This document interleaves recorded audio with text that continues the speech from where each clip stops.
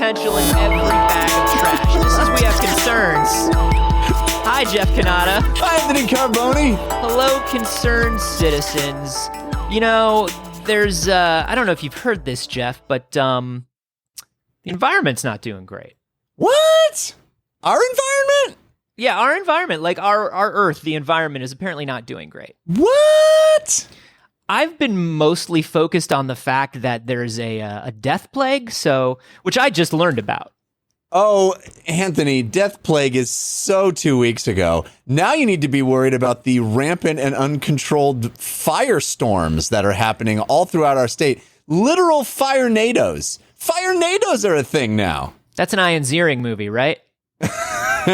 In addition to it being a fantastic entry into the Ian Ziering oeuvre, it is also a thing that is now actually running rampant throughout our state. So, bless us. You know, yeah. So anyway, what's this about environment? Yeah.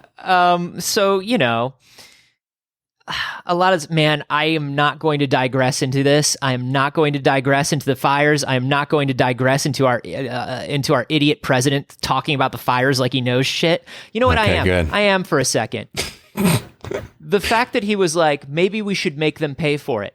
Like we don't already. Yeah, you piece of garbage. He pays for everything. Yeah. And he doesn't understand how national and state governments work. We pay for our forest fires. Yes, we do. And we pay for most other states. That's when Mitch McConnell gets up there and is like, well, why do we got to pay for something that's not happening in our state? Because everyone pays for your dumbass. Sorry. Yeah, everybody pays for your fucking economically depressed state that you're destroying with your idiot decisions. Yeah. We funnel more money into Kentucky. I swear to God. Okay, this is not a political podcast. This is a science podcast. Yeah. And I came to this science podcast today, Jeff, with good news. Oh, I'm happy to hear this. It's been a rough week, personally, nationally, internationally, and I just wanted to come with some good-ass news. Yeah? Are fire-nados good for us? The good news is that the fire-nados are supposedly will clear up your skin. Oh, I'm so happy. Your adult acne will go away now that the fire-nados are here. In fact, all of your skin will go away. That's the thing. What it is it's kind of nature's chemical peel.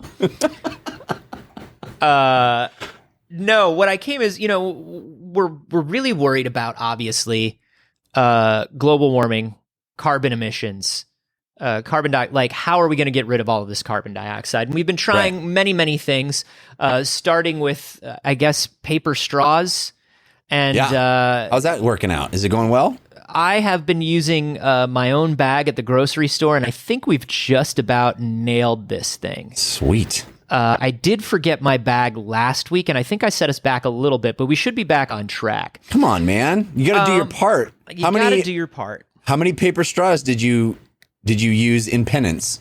So many, and I got them caught in my nose as though I was a tortoise, just to feel like I was being punished properly. Listen, this is not what this story is about. You should be doing your part. We should all be living as environmentally consciously as we can, but let us not forget that every campaign to get us to live as environmentally conscious as we can is placing the guilt for the environment on the working class, which literally does the least damage to the environment. Remember that 10 companies create 70% of all carbon emissions and chemical poisons on this earth, and never let them tell you it's because you didn't bring your own straw.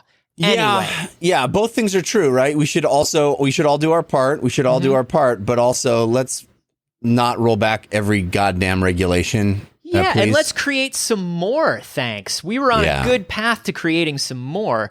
But we're also trying to look for, above and beyond these political solutions, above and beyond these personal solutions, we're also looking for scientific solutions to these things. And we've seen a lot of things like, we'll install green walls. We'll try to trawl for microplastics. We'll try to make sure that we can control the algae, which will help. Like all of these things, right? Giant mirrors, everything up to and including giant fans in the Arctic, which we covered before. Yep. Crazy crackpot shit to small, practical shit. And there's you got to something think outside the box, because inside the box, the air is very bad. we are hot boxing right now. Exactly. The box is hot, and not in the good high school lunch break way. You know what I mean? Not in like the 15 minute break from being an usher at the movie theater way. We are hot boxing, and we're trying to find really novel solutions to this. One of the things we talked about before was a type of cement which actually can carbon dioxide adheres to it and sticks inside of it. Do you remember when we talked about this? And that was kind of interesting. Yeah. Another one of these novel solutions that just came out is from the University of Cambridge. And this is a device that is meant to create artificial photosynthesis. Oh, okay. Now, obviously, one of the big issues that is causing global warming and is causing all of this carbon poisoning that's happening is the fact that there is also massive deforestation going on while we're creating more pollutants. So the processing of our CO2 is not happening by nature, so we're going to create an artificial version of the rainforest? Exactly, and it's called the Rainforest Cafe. You can now hear me out. No, I'm with you. Not only is this place going to help with our carbon emissions, but I think it's going to be a destination dining experience for the whole family. There's not a formal show. Don't think of it as a dinner theater per se. This is more the active experience of dining inside a rainforest without all of the icky wildlife. I love it. So this will actually save the environment, and you can get like $7.99 sliders? Now, that the second is definitely true. The first we are looking into. All right. Well, as long as we start with the sliders. Yeah, we're starting with the sliders and the idea of a rainforest. And I think that's going to help. Now, what we're also adding is a lot of frightening animatronics. It seems like the animatronics are directly working against our goal of being environmentally conscious. What if I told you the animatronics are of animals, and also you can get a blue margarita in the biggest fucking goblet you've ever seen? Well, I'm in on the margarita, that's for sure. They'll go great with the sliders. Did I also mention it's going to be fucking loud? Like, this place is fucking loud as shit. Are you ready to eat in a restaurant that is just loud as shit for no reason? Yeah, so it's loud because the people are trying to talk over the monkey sounds that are being piped in over the speakers. Yeah, what it is, it's a combination of screeching monkeys, fake rain noises, background music, children yelling, servers screaming, and then the sound of an open kitchen. I love it. This is going to save us, save the planet. Visit the Rainforest Cafe. By the way, we should note that this episode of We Have Concerns was brought to you by the Rainforest Cafe. The Rainforest Cafe will maybe save the planet? The Rainforest Cafe. Is it still around? Yeah. In COVID, it may not even exist anymore. I think maybe it hasn't existed for years. But no, this is not necessarily an artificial rainforest as much as it is a material. This is a standalone device. They call it a device, but it's there's nothing active about it. Think of essentially, I don't want to say solar cell, but that is the closest thing. It is sort of collecting sunlight, and it is taking sunlight, carbon dioxide, and water, and it turns it into formic acid. And formic acid is a storable fuel, basically. Okay. Sounds spooky because it has acid in the title, but as we all know, acid is just the name for a type of thing. Right. I was laughing because I was immediately went to, can we put this on my clothes? And then you went, it turns it into formic acid, and I laughed. Because I wanted the idea that I could walk around and just create oxygen, but that's not what it creates. It does not create oxygen. No, you were thinking of some sort of globally conscious hypercolor-esque brand. Yeah, I was thinking of wear a tree. Let's wear a tree, but we're not wearing a tree. Save the environment, motherfucker. Wear a tree. No, this is what this basically does is it's a photo sheet is what they call it, because it takes in light, takes in takes in water, takes in carbon dioxide, and gives us this formic acid, which can be used directly in many different applications, or it can be converted into hydrogen for fuel. Okay. And this can be done pretty cleanly. I mean, it's an entirely wireless device. So the idea is it would be set up and used on energy farms, basically. How like big is solar this farms. thing? How big are we talking? Now, the one that they created is about like 20 centimeters by 20 centimeters, so it's a few inches small. by a few inches. Yeah. But they think that a single sheet could be scaled up to a few square meters. And so what that means is you can lay out an entire grid of these, either in a solar farm sort of situation or on the top of a building that is created to harvest this formic acid. A lot of these things can be sort of it's a real low touch, low cost way to create this stuff. Okay. Which is very exciting. So basically it creates almost no byproducts, which is the exciting thing. And they're trying to get it down to like 0 byproducts if they can. But the idea is this creates very little waste that we have to deal with. And we've tried to make artificial photosynthesis before using basically some of the same equipment that is used in solar cells. Now, as somebody that has solar, you've got solar installed on your house, you know. I do, yeah. Solar cells is fucking pricey. That's true, yes. And solar cells... But you know what? I'm told, Anthony, in a just a brief 40 to 45 years, it pays itself back. Oh, that's the thing, man, is like you're sitting there just taking in the same amount of electricity, and in 40 to 45 years, yeah, then you paid who's it in off. The catbird seat now? Me, because all that money I invested, that the loan that I took out 40 to 45 years ago, all of a sudden now I'm sitting pretty. I got free energy. The world's doing great, and I'm still in this house that I'm gonna die in. That's right. That's right, as it slowly sinks into the ground and you sink with it. Yeah, so that's the thing is like solar is expensive. Solar components are expensive. They're getting cheaper, yeah, but they are not cheap. This is like fraction of a fraction of the cost. It's basically like it's cobalt based, and cobalt is easy to make. It's easy to farm, easy to find. This thing is easy to make. It's relatively stable. Yeah. I could find cobalt for you right now. You want some cobalt? So easy. It's so I'll easy. walk in my backyard, get you some cobalt right now. You want some cobalt? You just reach up into a tree and you pluck it. That's what everybody knows. My dad used to say, cobalt grows on trees, son.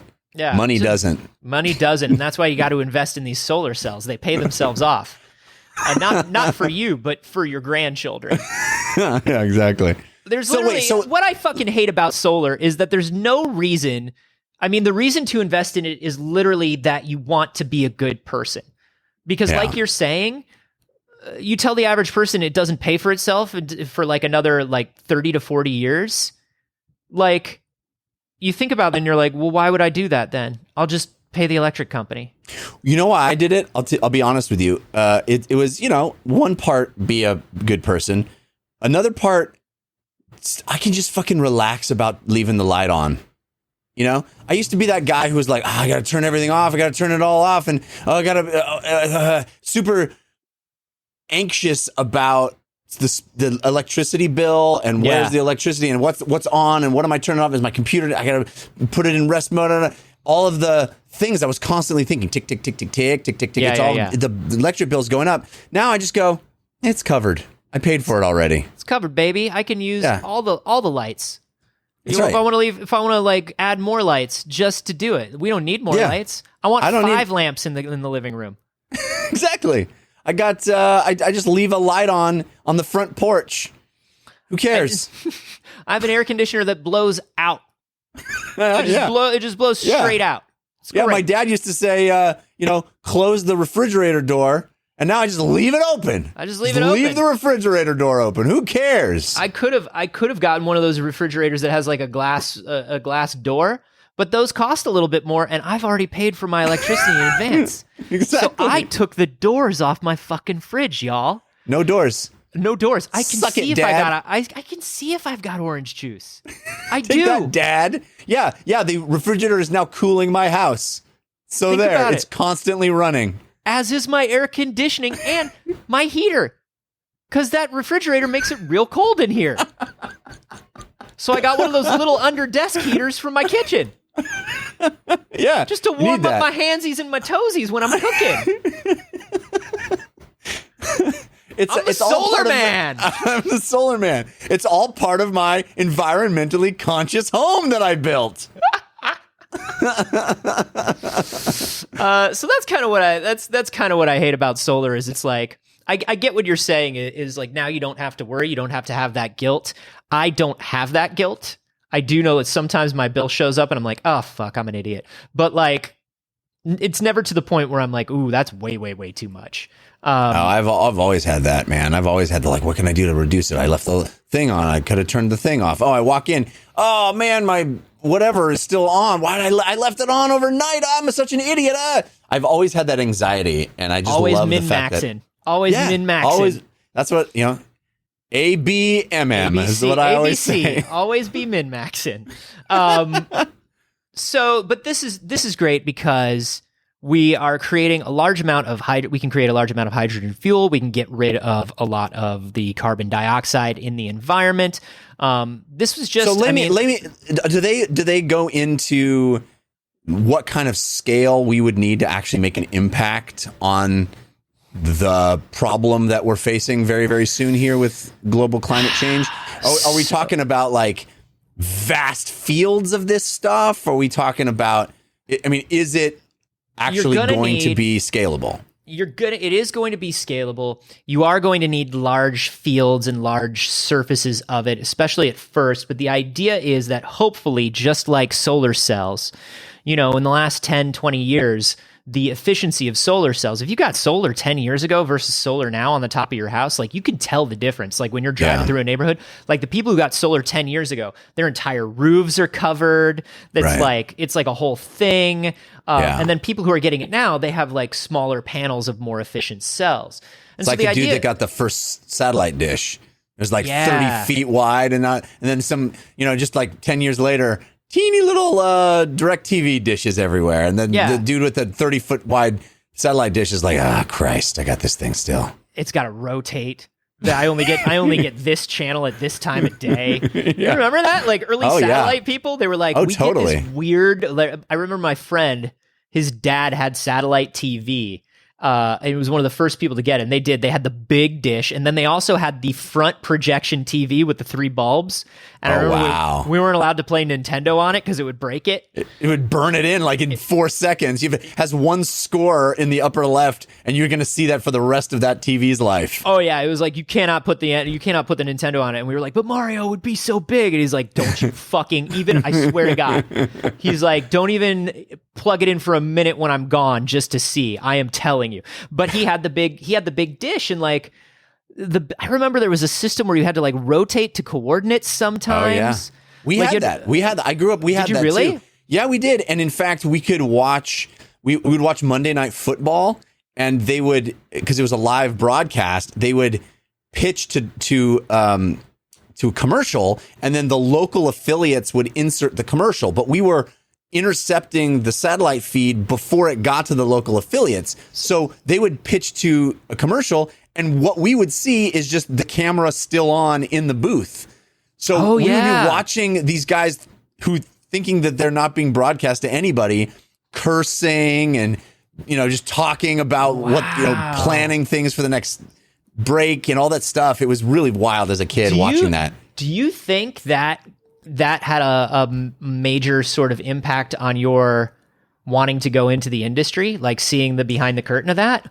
That's a really interesting question. I think it probably must have, right? Because I saw it as demystified, right? It was an accessible thing. They're just people. Yeah. And I remember it having a big impression on me that they were doing a thing, and then they stopped doing a thing, and then they went back to doing a thing. Like it wasn't that they were these personas all the time. And I think that probably did have a big effect on me. Yeah. It was wild. I know for me, it had a big effect on, how much I just love weird not weird. Weird is the word I used to use, but like culturally different foreign media, things that come from different influences, things that come from like different like shows that people would put on in other countries where like if you put them on in America, you'd be like, why? And like being able to see weird stuff like that, different stuff all the time on my friend's satellite dish, even though we couldn't understand it. Cause you could be like, oh, you can catch like Japanese TV or German TV if you turn it this way at this time of day. Yeah. And I just remember being like, this is wild. The TV is different everywhere. Yeah. Like,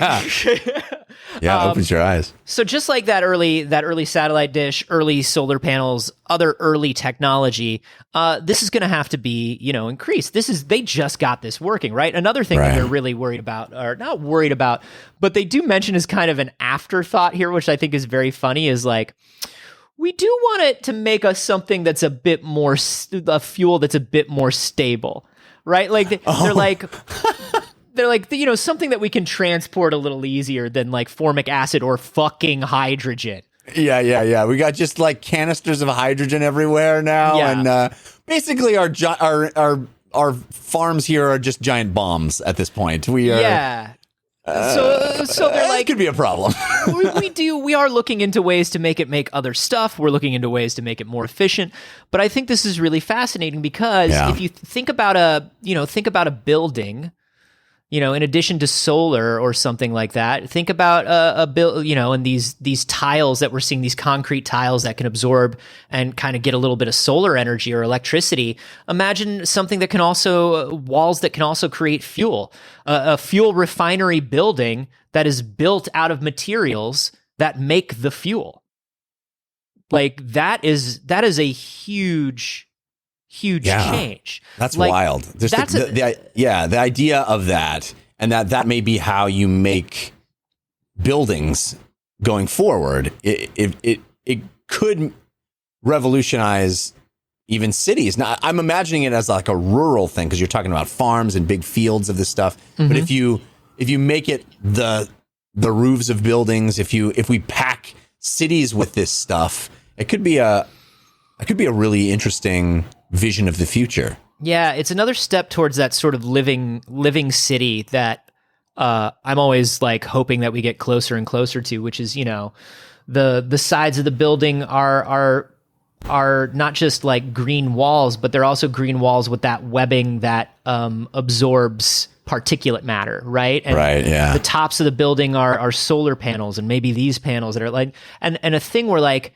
every structure has something built in where it provides for itself and it provides everything it needs. These autonomous units that are clean, self-sufficient. And this very solar punk idea of the future, right? Which I've been very into lately. So I love seeing things like this. I love that they've created something that's very affordable. Like I said, the last version of this that was created was called, I believe, the Digital Leaf, and it was made out of mostly solar panel stuff. So it was expensive. So seeing something like this is a huge step forward. I don't know, man. I'm ready. Yeah. I'm ready for the living cities. I think we need some kind of optimism in this regard, especially because it's seeing how poorly the world, and more particularly our country of America, has dealt with a global crisis. And you see climate change being on the horizon. It just feels like, man, we need to have some sort of sense of optimism about some way to manage that, because it just seems so bleak to me. Yeah. And I mean, the trick of this is always like, what I love about this is the trick of it is, we all want LED lights, but we don't want LED lights until they're cheap and cool, right? Right. Like the LED lights were available for a very long time, but people didn't want to buy them because they were expensive. And then all of a sudden it's like, well, if you buy this one, it turns different colors and it's cheaper now. And then people are like, oh, okay, I'll do that. Or like solar stuff or connected house stuff, people don't really care about until it like trickles down to like IKEA has a line of environmentally conscious electronics now. Right. And so now people buy it. And that's the thing, is it just needs to get to the point where it's cheap, accessible, and cool. And then people will want it. Right now, it's at the point where you have to explain to the average person that they're going to be paying off solar cells for 40 years. Right. And I mean, obviously we're exaggerating that, but it is a it is not an obvious gain. It is not an apparent and immediate improvement in your life, which is why it has not been adopted more than it has. Nobody wanted an electric car until Tesla made a cool electric car. Right. That's the thing. Yeah. So this is the cheap thing that could be the cheap, cool thing. And I'm very excited about that. Hey, you know what else is a cheap, cool thing, Jeff? Us. That's right. This fucking show is a cheap, cool thing. So cheap. We're cheap. The show, I think, when we come together is pretty cool. But I think, Jeff, can I tell you my theory? Please. Has very little to do with us. Oh, well, then okay. But the show is cool, I think. No, I agree. I think the show is cool, but you're right. It is. We are just riding the coattails of this cool community that we're a part of. That sort of it constructed itself around us. Like, you know how like something. You ever seen that time lapse video where the thing dies and then like all the shit, cool maggots and stuff are just kind of. And then flowers. Yeah, and then flowers. We're the carcass in this analogy. Listen, I've said it 100 times. I am nothing more than a walking carcass. My therapist tells me to stop saying that, and I tell him to look in the mirror and tell me if he doesn't see a walking carcass, because that's humanity. But the best of the walking carcasses are definitely part of this community of concerned citizens. And one of the things that is really, really kind of humbling is that you have all supported this show for so long. Yeah, it really is. Even when we were gone for 2 years, you stuck around and you kept waiting for us to return, and then we did. Wow. Wow. And as always, the only way that we are able to make this show is because you all stuck around and you all have supported us. And one of the ways to support us is through Patreon. If you head to patreon.com/wehaveconcerns and give a little bit of money, we know money is weird right now. We get it. Money is freaking weird right now. But if you have a buck or two to spare, we would really appreciate it if you helped us out in creating the show, because this is the only way we make money off the show, and this is a major method of employment for the two of us during this weird money global crisis time that we're in. Yeah, and we want to give you something in return if you're giving us value. Even just a buck or two is super appreciated, and so we want to appreciate you in return. You can join our Discord and be part of this community of walking carcasses who spend some of their time describing life, sharing stories, having a great old time in the Discord. It's a private Discord server, and there are fantastic folks. You can be a part of that. You can hang out with us. We do live hangouts, and we do extra bonus content. We do extra episodes. The stuff that you hear at the beginning of the show is like a full episode. You only hear a snippet of it on the show, but it's a whole conversation that we give to people that support us on Patreon. That's right. So head to patreon.com/wehaveconcerns. And hey, if money is weird, we understand it. We would appreciate it if you shared out a link to the show today, told a friend about the show, shared a clip from the show. All of that stuff is super, super helpful. Word of mouth is one of the best things on the internet, and maybe the only good thing left about the internet is we can share cool shit. Yeah, indeed. Hey, Anthony, I've kind of been on the lookout for stories that you will love. I've decided I'm going to try to find out the stories that Anthony most loves, and I found one. Interesting. What brought this about? We're searching for positivity. We're searching for some joy, and there's a lot of bleakness in the world. And I want to find some stories that maybe are in your wheelhouse. I can bring to the table that maybe you didn't see, and we can talk about them because, we gotta hang on to the joy as much as we can. This is in direct opposition to our previous policy, which was bring the story that will annoy the other person the most. Yes. Well, we still do that on occasion. Still a lot of fun. But I like this. And you know what? Maybe in attempting to bring you joy, I will fall into the annoying thing. It's anybody's guess at this point. Like that thing where you get a gift for a friend and you think it's the perfect gift, but it's like too dialed into something about them. Yeah. And you've gone like too far. Yeah. And they fucking hate it. Exactly. Yeah. So we'll see. We'll see where we sit on the spectrum. But I know you love your dogs. You love your puppies. Dogs. Puppy dog puppies. And I got a really interesting puppy dog puppy story for you. Right. This actually was sent to us by Brian the City Towns. Whoa! Our friend, really stalwart submitter. Stalwart. Absolutely. Exactly. We got this sent to we have concerned show at gmail.com, which is a great place to send stories if you would like to send us a story. This is a story about a puppy dog who just happens to be 14,000 years old. That's right. A 14,000-year-old puppy. No, you were watching Futurama. This is not science. That's an episode of Futurama. You fucked up. But the dog is it's amazing. I get it. The dog waits outside the pizza parlor. I know. I get it. It's very sad. It's a beautiful animated dog. No, I get it. I cry. I cry every time I see that episode. I genuinely do. No, this is a legitimate 14,000-year-old puppy that we found frozen in the tundra in Siberia, in Tumat, Siberia. Thought him out, played some frisbee with him. Yeah. He just had a great old time with this this puppy dog. All he wanted, he'd waited. It was like the Captain America of dogs, you know?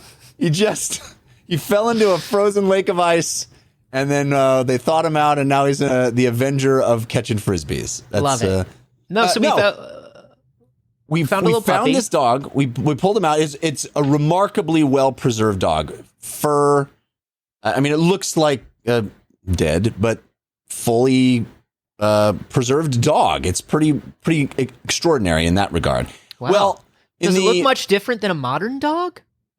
It doesn't actually look much different. I mean, it's dead and a bit shriveled, so it doesn't look great. But it looks like it's a small puppy. It's clearly a not fully grown dog. They actually aren't 100% sure it's not a wolf, but it's very small. If it's a wolf, it's a cub, right? If it's a wolf, it's an adorable one. We'll tell you that much. Exactly. Yeah. That's a wolf. That's a wolf that wants a belly scratch. That's what that wolf is. Yeah, who's an apex predator? Why is he on my neck? They're actually not. They're not actually apex predators. They're more scavengers. Well, I think this is exactly what we're going to be talking about here. I apologize to everyone. Yeah, well, you get. So they have been doing some DNA research on this thing, and they cut it open, and they found a smaller puppy. Well, it's even cooler than that, actually. They found the last meal this thing had still undigested in its tummy. And it was a 14,000-year-old squirrel, and it popped out with a little top hat, and it came and was like, "Hello, my baby. Hello, my darling. Hello, my ragtime gal." No, that's Spaceballs, Anthony. I've seen that, and that scene always makes me cry. Yeah, every time. Every time. No, so because that little guy is going to be a star someday. They pull it out. They pull out this hunk of meat that actually still has fur on it. It's that undigested, and it has yellowish fur.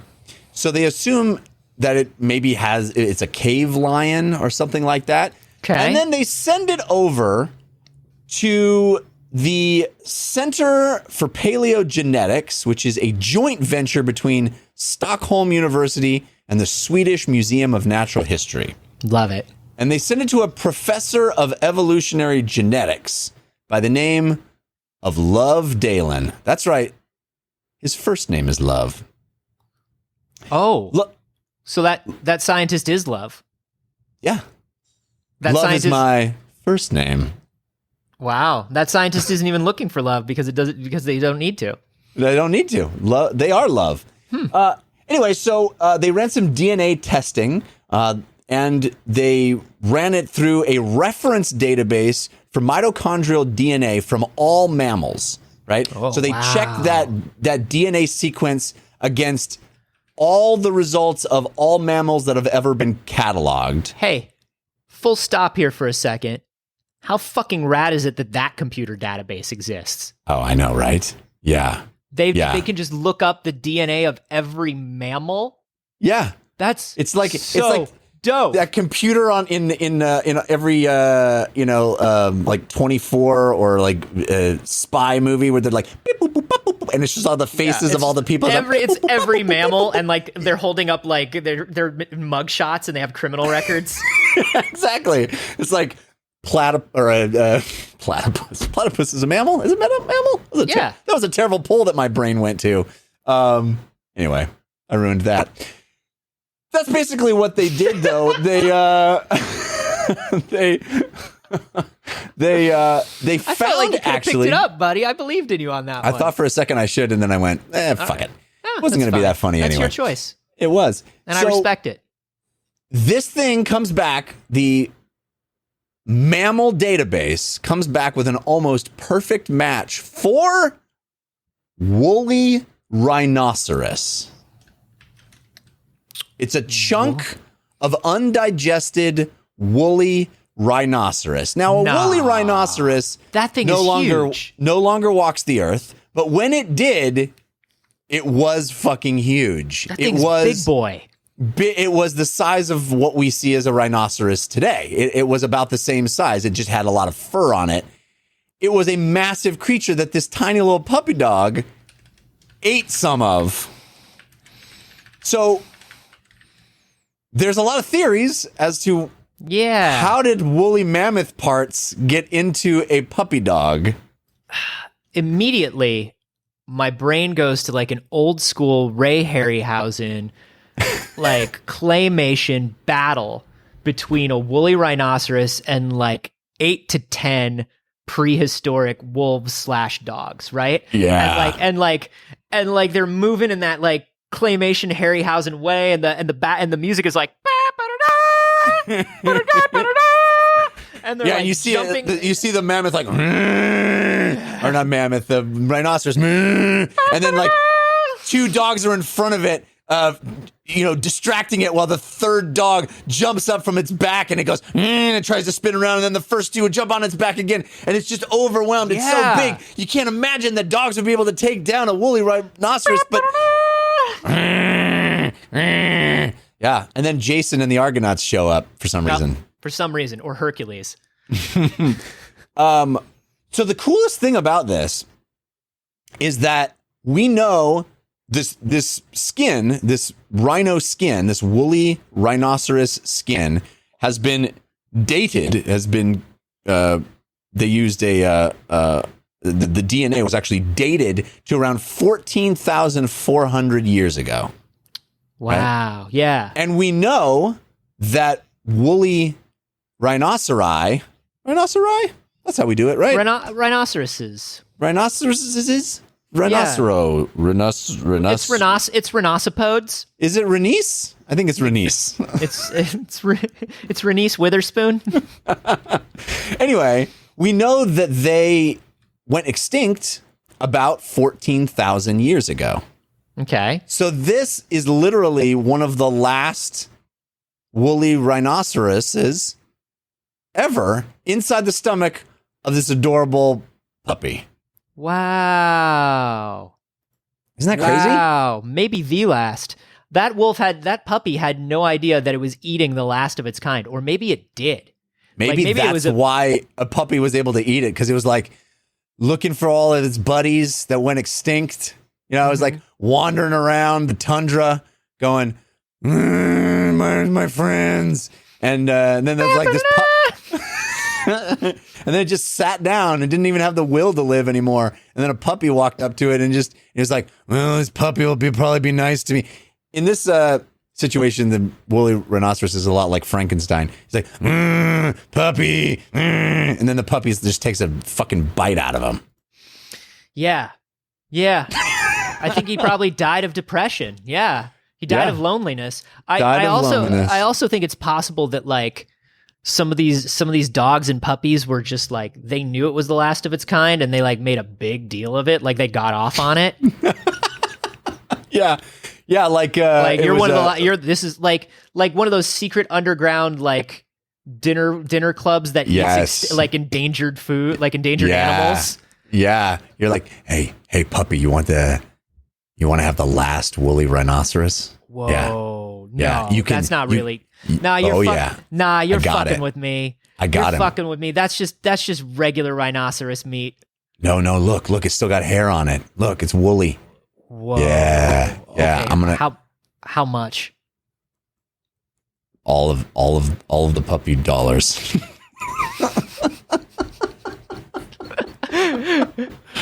You're on the ball today. Yeah, You're That's why we're an award-winning podcast of comedy. So And there's some science. theories. There's some theories about from the Center for Paleogenetics. Some theories about why this puppy dog had a woolly mammoth in it. By the way, the puppy died right after eating the rhino because that's the only way we even have the undigested rhino meat in the puppy's stomach. That so, makes like, who sense. got the last laugh? You know, the mammoth, the woolly rhino, or the fucking puppy? You know what I'm saying? Because that puppy may have eaten that really rare woolly rhino meat, but then the woolly rhino meat maybe was the cause of the demise. We don't know. They definitely, what if that mammoth meat made the puppy sick and that's why puppy died? Well, that's one of the big theories, is that one of the only ways that they think that this thing would have even been able to eat this is if it came across one already dead. So maybe this thing died from some horrible It was reason, already or maybe decomposed too much. it was already toxic to the puppy, and the puppy was like, "Oh, free meat," and you never eat free meat. That's what I always was told. I was told to always eat free meat. If you How's see that meat, working out for you? if you see meat, you eat it. Eat the It's meat. like you eat the meat. Okay. Yeah. Well, I guess It's not if working you're out- a it's 14,000-year-old working out great. puppy. I've never paid for meat in my life, and I'm only sick 362 days of the year. I'm fucking healthy as hell. So, Anthony, I got another story. If you want to, if this one didn't hit the mark, I got another story that might Wait. be more in your wheelhouse. Are you feeling like that story didn't hit me right? I don't know. You tell me. Were you expecting more out of me? What were you expecting? I knew this- Listen, this is not just a podcast. This is not just a show, Jeff. This is a relationship. I agree. If you're not getting from me what you need out of the relationship, I want you to tell me what could I have done? Because I did enjoy the story. I thought it was very fascinating. What could I have done to make you feel more like your story was appreciated? I think you did a fantastic job. I appreciated ridiculing me when my jokes didn't land. Okay. That was my favorite part. That's okay. Now, to be fair, you ridiculed yourself first. That's true. But I always do. No, there was nothing wrong with the story. I just realized that there isn't much more to it. And I have another story that also doesn't have a lot to it, but may be in your wheelhouse, particularly this week. Okay. Patreon listeners will have a unique insight into why this makes sense as to a story. But 3-story week. Okay, let's do it. Let's do a 3-story week. why not? I'll give it a shot. We'll see how it goes. You know, maybe this could be the new normal. Let's see. This one was sent to us by, guess who? Catherine Tuck, Oh, the mighty eagle. the mighty eagle. Caw-caw! She sent us a story about researchers who have figured out a way to clone keys using only the sound of the key being inserted into the lock. I saw this story in the Discord. I did. I do think this is fascinating. There is a story before the episode. You can probably guess what happened to me this week. But no, I thought this was fascinating because if I only took a look at the top line of it, but it seems like they've found a way, like you could record somebody opening a lock with your phone, and based on the sound of the key in the tumbler, just with that recording on your phone, they could cut you a new key. That's right. So basically what happens is when you push the key into the lock, it moves the pins. That's how a key works. It slides the grooves in the key, slide pins into new positions, and the clicking sounds of that process happening can be reverse engineered into the same key. They've come up with this process. In fact, it's a software that they've written, and they call it Spiky, which is, I think, pretty clever. Spiky. Yeah. And so here's how it works. In a standard 6-pin lock, there are 586,584 possible key combinations. Wow. So any 6-pin lock can have that number of possible keys in the world and only one of them would work.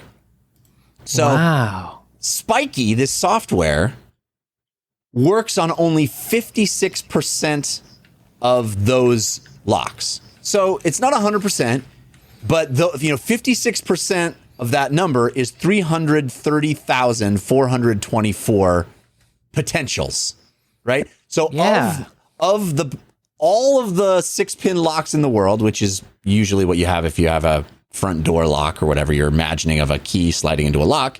Okay. 330,424 of those combinations is susceptible to Spiky. And what you do with Spiky is it listens to the thing and then it pops out a possible number of potential keys, right? 94% of that 330,000 number can be reduced to 10 candidate keys, and most of those can be reduced to just 3 possible keys. So it's it's not just like listen to the sounds, get you the perfect key. You still have a few possible, but almost all of them of this 54%, so it's a little more than half of the number of potentials in the world, could be reduced to 3 possible clone keys, one of which is guaranteed to work. That's fascinating. I mean, right? Yeah, to even get down to 10 or 3 is crazy, because once it shows you those 3 keys, you can go somewhere and be like, okay, well, print me these 3 keys, go back to that door and just fucking open it. Yeah. That's crazy. Isn't that wild? So the only catch here is that so far Spiky only works with high quality audio. So it's not like the kind of thing where you could like hack into somebody's phone in their pocket and pull the audio of them putting a key in. It really has to be recorded pretty high fidelity. How did you know I was thinking about planning a heist? How did you know? You son of a bitch. I mean, you son of a bitch. I'm in. Well, let's do it. I mean, we've been wanting to do a heist for so long. It's about we've been time talking about it. Heist. We've been planning 2 things. We've been planning a vacation and a heist, and I think I think we should do both at once. I think we should combine them. We should have a destination heist. A destination heist. You're saying? I know it's tougher for the crew. Yeah. Than doing a local heist. Well, you can hire locally. You can hire local with, you go into town and you find your best safe man. You find your best getaway driver locally, and then we don't have to pay travel. I want all of my best cronies with me when we pull off our heist. You know what I mean? Yeah. Like I want to know that the cronies that have meant so much to us are going to make it. And I know that a destination heist makes it hard, but I think all of the most important henchmen will come. But don't you think that if we make this one last score, one of our known cronies, one of our best guys is inevitably going to turn out to be a traitor who betrays us at the last second and tries to take all the prize? I mean, it wouldn't be a heist if it didn't, I don't know that I would want to do a heist. Here's the thing. Everybody says that they want to do a heist that goes off without a hitch, but I'll tell you what, it's the hitch that makes the heist. The hitch makes the heist. You know what I mean? That's so true. That's spoken like a guy planning to turn on his cronies. Wow. You sound like you're the traitor. I'm sorry, you're breaking up. Your mic, you're having problems right now, and it's weird. I think you are the hitch that's going to make the heist. Hey, that's the nicest thing you ever said to me.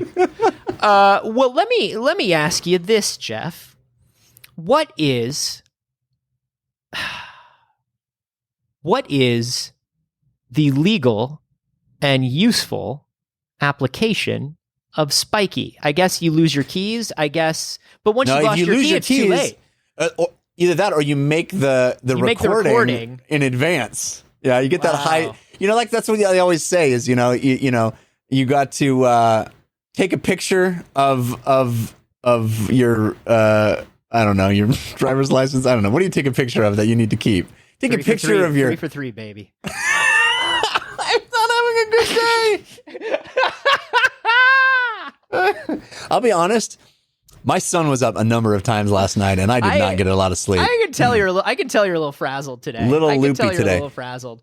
But they tell you to record. You got to record your lock. You got to record your lock, and that was the one I decided to salvage. By the way, well, that's the thing. It's like when you see how much it costs to get like hard drive retrieval file retrieval software, and there's like $100 for this software. It's like, well, they fucking got you, man. You didn't make the backup. You got to make the backup. You got to make the backup. This is the backup. You got to record your lock when you first move in. I guess the easier way would just to be make a copy of the key and hide it somewhere. Can I tell you something? Or you could make a recording and then 3 possible candidates later. Can I tell you something, Jeff? You have the key. Just copy the key. Yeah, but I've made a copy and I can't get the copy for whatever reason. One backup means you have no backups. You know what I'm saying? Oh, yeah. You got to have redundancy. 3 backups means you have a backup, Exactly. So you have a key, you give it to your friend. You have a key maybe in a little hide a key box somewhere, and then you've got the spectral audio recording of your key. Yeah. You know what's good about the audio recording is that you can keep it in the cloud.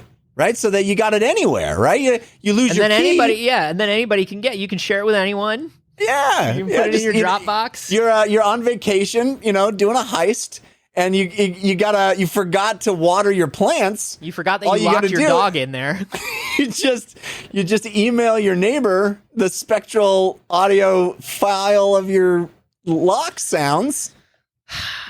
This Easy peasy lemon squeezy. Because this cannot be made in advance, because you have to get a recording, I can only assume that this is to be used for entirely nefarious purposes. This is primarily for international espionage, is what this is for, honestly.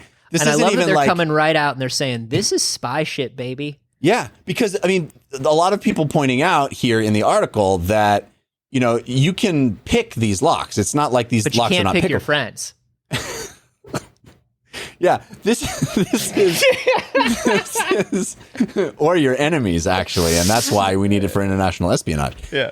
But this would be for being able to get in and out of something without the time it takes to pick the lock, right? You need to make the key and get in and out. This is the cool moment where, Tom Cruise has to just get the audio recording. He's got that cool mask where he looks like anybody. And, Simon Pegg shows him that all you got to do is stick this little doodad right there, and it takes the audio recording, and then later they can make the key, and then you don't have to pick the lock. You just walk right in with your cool Tom Cruise mask on, and everybody thinks you're... That would be the lowest tech thing that's ever happened in a Mission Impossible movie. That's true. Yeah, that's true. That's actually some Mission Impossible 1 shit. You couldn't get away with that in Mission Impossible now. Now in Mission Impossible, Ethan Hunt, Tom Cruise. He's just Tom Cruise. That's why I said Tom Cruise. Ethan Hunt just has a little chip that he puts on a door that somehow physically moves a lock. They don't even explain it. They're just Simon Pegg just gives him this little chip, and he's like, it's a little chip, and it looks like a mole on your cheek. And you take the mole off your cheek, and you put it on the lock, and it just opens the door. And it's like, oh, okay. Yeah, you just Cindy Crawford that door right open, baby. Cindy Crawford it open. This is entirely espionage related, and I love this, and I love that they have the brazenness to just come out and be like, we made this thing. It's for stealing. It's for stealing and hacking. Yeah. It's for getting into a place where nobody wanted you to be able to get into that place. So, I guess here's my thing. This is more of a social engineering thing, right? So this is a door that you can walk up to with the person who has the key, and it would not be weird, right? So and then they open the door with their key, you're recording it, you can come back later. Right. But I wonder, if you're good with picking a lock, though, let's say I called a locksmith this week. Let's say it's a story you can listen to on the Patreon thing. Let's say I had to call a locksmith this week. Let's say he popped my lock open in 8 seconds.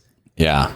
How much easier is it to make a spectral audio recording, get a key made off-site, come back, and then open? You know what I mean? Versus this dude who can pop a lock in 8 seconds.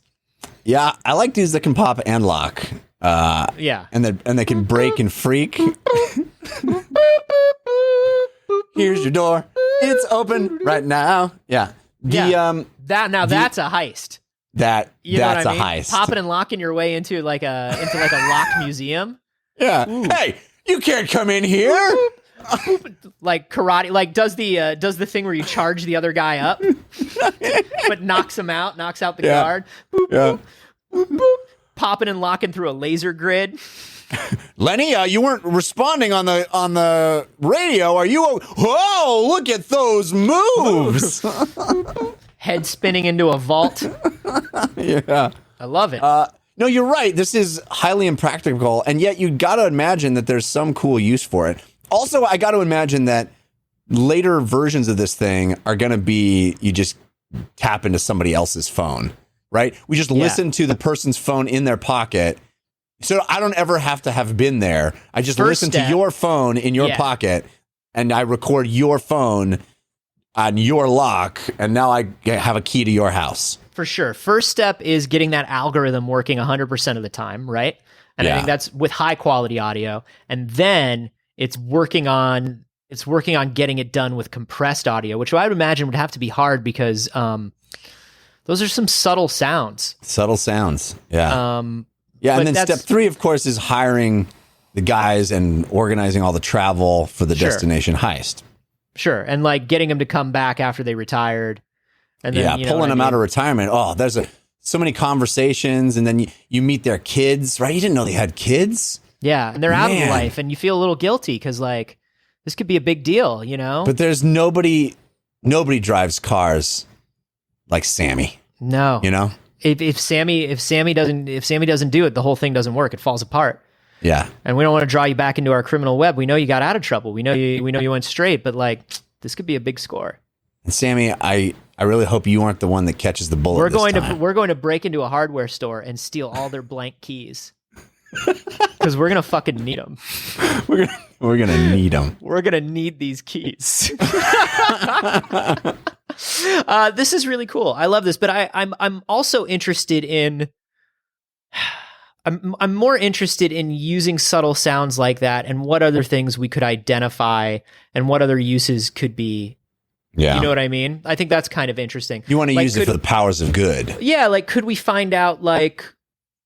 Could we use it to find out if there's something wrong mechanically with like cars or planes or something like that by certain sounds the engines are making? Can you imagine if you just like place your phone on the hood of your car and then it diagnoses your car? Like, what's that weird squeaking noise?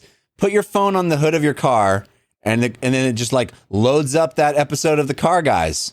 You know, it just plays the podcast. It doesn't actually diagnose it or like order a part for you or anything. It just plays click and clack. Arguing about something from an episode that's relevant to your car. Yeah. NPR should really get on that, you know? Yeah, it seems like they're just leaving a lot of money on the table with that one. But I do think this is interesting, and I wonder what other subtle things could be identified and what other uses could be made for it. I also think there is a future, Jeff, where we've got portable 3D printers, pocketable 3D printers. Yeah, and like maybe when you do call a locksmith, they're able to make extra keys, but no, they need the recording in advance. Never mind. So the recording in advance is the weird thing about this. Yeah, I mean it's highly impractical, but there's some spy shit that'll happen. You know, there's some spy shit. Dude, there's spy shit happening every day all around us. That's what I've learned from movies. My biggest question to you, Anthony, is which of these two stories is closer to the mark? Which one is a Carboni special? Who hit my heart? You were the Mighty Eagle? Yeah. I don't. Man, Brian Towns or Catherine Tuck? Catherine. Oh man, I got to vote between the City and the Eagle. Yeah, baby. I can't choose between my children. You can't make me do that. No, neither one of the stories have felt better to you. No, neither of them was more along the lines of your interests. Both interesting. Both made me question some things. One made me picture Ray Harryhausen. The other made me picture a Christopher McQuarrie movie. So I think it's a tie. I think it's a very specific tie. All right. Well, that's great. I guess the only takeaway then is that I really was not on my game tonight. Why is that the takeaway? Why is that? Hey, buddy. I'm not going to let you. I'm not going to let you talk about my friend Jeff like that. Well, I didn't bring it. You brought two great stories, selected by two great members of the community. You're right. You showed up. No, you did the reps. You did the work. We had fun. You know what else is there to do? I think the real heist was that you stole my heart. Whoa. And on that, we will bid you a fond farewell and tell you to give us money at patreon.com/wehaveconcerns. Give us your money. Goodbye. Bye.